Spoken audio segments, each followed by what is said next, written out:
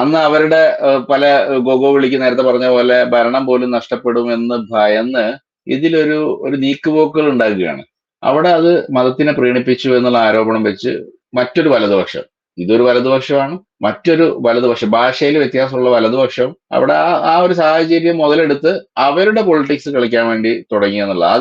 അതിന് ബാലൻസ് ചെയ്യാൻ വേണ്ടിയിട്ട് അവിടെ ബാബരി മസ്ജിദിന്റെ കാര്യത്തിൽ ഒരു ചെറിയ അഡ്ജസ്റ്റ്മെന്റുകൾ നടത്തുകയും അങ്ങനെ രണ്ട് വലതുപക്ഷത്തിന്റെ കളികൾ കൊണ്ട് ഇന്ന് ഈ പറഞ്ഞ BJP എന്ന് പറഞ്ഞിട്ടുള്ള RSSന്റെ ആ ഒരു അജണ്ട അങ്ങനെ തന്നെ കൊണ്ടുപോകുന്ന ആ ഒരു പാർട്ടിക്ക് ഇന്ന് ഇന്ത്യയിൽ ക്രെഡിബിലിറ്റി ഉണ്ടാക്കി കൊടുക്കുന്ന രീതിയിലേക്ക് ഇന്ത്യൻ സാഹചര്യം മാറ്റാനുള്ള ഒരു പ്രമാദമായ കേസാണ്. BJPക്ക് എങ്ങനെ ഇത്രയും റെലവൻസ് വന്നു? ഇപ്പൊ രാമായണം എന്ന് പറഞ്ഞ സീരിയല് വരുന്നു, രാമൻ എങ്ങനെ ഇന്ത്യയിലെ ഏറ്റവും വലിയൊരു ദൈവമായിട്ട് മാറി. കുറേ പൊളിറ്റിക്സ് ഈ ഒരു പൊളിറ്റിക്സിന്റെ ബാക്കി പത്രമായിട്ട് വന്നതാണ്. ഇന്ത്യൻ പൊളിറ്റിക്സ് മൊത്തം മാറ്റിമറിച്ചൊരു കേസാണ്.